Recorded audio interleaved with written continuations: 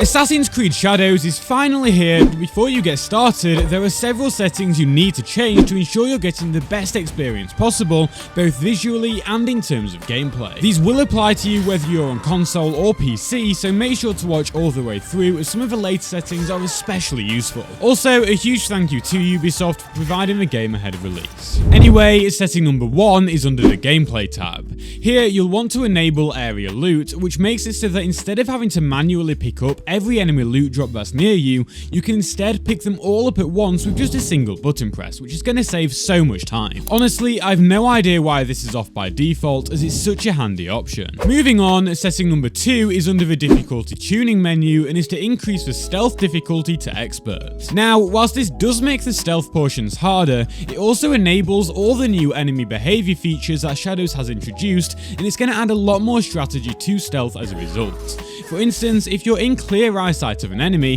they will actually see you now, forcing you to try to stick to the shadowed areas. Therefore, if you're looking for the most immersive and fresh Assassin's Creed experience possible, ensure you do set this to expert. On a similar note, setting number 3 is to enable guaranteed assassination. This makes it so that an assassination will actually always kill the enemy regardless of their health. So instead of dropping down to assassinate someone and then finding yourself in the midst of a duel, you can continue to play stealthily.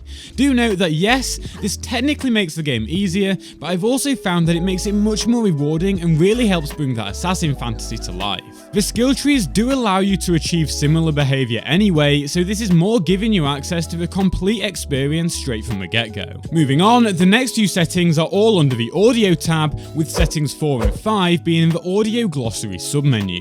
The options here enable audio cues for different events in the game, and the main one I highly recommend you enable is the line of sight broken toggle.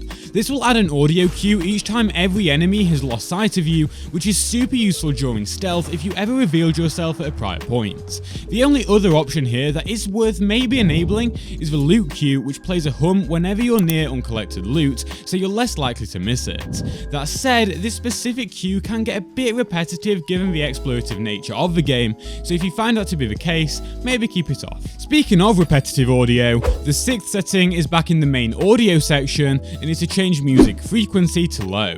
This will increase how long it takes for exploration music to start, so you're able to stay completely immersed in these amazing sounds of Japan for much longer.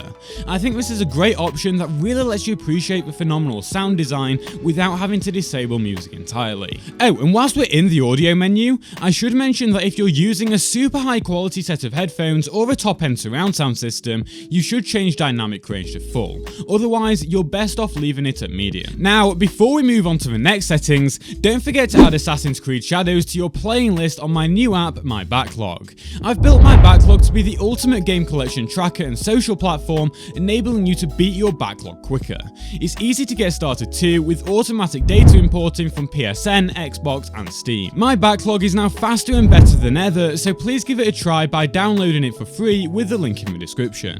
I've made it the most feature-rich and user-friendly collection tracker out there, so I'm sure you'll like it. Anyway, moving to setting number 7, you'll want to head into the interface section and then reduce the size of text and icons to small if you're sat relatively close to your monitor or TV. For those of us who do play closer to our screens, this cleans up the UI a lot. On a similar note, I should mention that there are comprehensive settings available for subtitles too, though these are purely personal preference based, so have a mess around with those for yourself. Moving on, setting number 8 is in the Controls tab and applies to all of us who are using a controller. Here, you'll want to lower both the left and right stick dead zone options to as low as they go, and then incrementally increase them up until the point where you stop getting drift. For me, this was 5% for a right stick and 10% for the left stick. Let me know in the comments how low you could get yours to go, and I'll be sure to give you a heart. Anyway, with that done, you'll now find that the game reacts faster to your inputs, which really improves how responsive it feels. Now, setting 9 will boost responsiveness even further, and that's to increase your X and Y sensitivity sensitivity values, as for most, the default settings are likely too low. Have a play around with these to see what feels best. Personally, I've settled on changing both to 7. Oh, and whilst we're in the controls menu, if you are on a mouse and keyboard, you might want to change your sprint key to an input on your mouse, as you'll likely find that much more comfortable than the default setup on the keyboard. Anyway, setting number 10 is still in the controls menu and is to turn on the HUD toggle option. This will allow you to quickly hide the HUD by just double pressing the right stick on the controller, so if you ever want to purely admire the incredible visuals and make the game feel even more cinematic than it already is, you can easily do so. Speaking of visuals, the next few settings are all under the video tab, with setting number 11 being to turn off chromatic aberration. This disables the annoying lens flares and rainbowing effects, so it makes the game look a lot cleaner. Fun fact, this setting was actually forced on for Mirage, but people hated it that much that there was an update giving players the option to disable it. So do yourself a favour and turn it off for shadows right from the start. Setting number 12 is right below this and is to disable motion blur if you're using either the balanced or performance modes, or if you're playing on PC at a frame rate higher than 60. This will remove that ugly blurring effect from every moving object, making the game appear so much cleaner and sharp.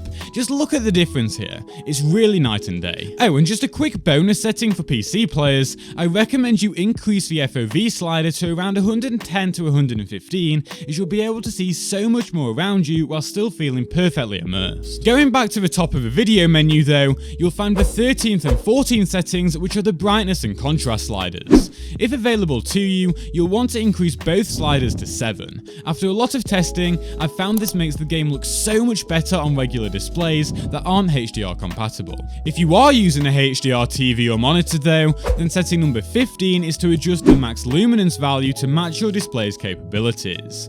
You can find the exact value for your display by searching up the model number on ratings.com and then look at the 10% peak HDR brightness window. To get the best image possible, it's super important your console settings are set correctly for this too, so to see how you should actually set up HDR on the PS5, watch a video on screen now. Also, please drop a like if any of these settings helped you, and don't forget to download my backlog using the link in the description. I'd really appreciate it.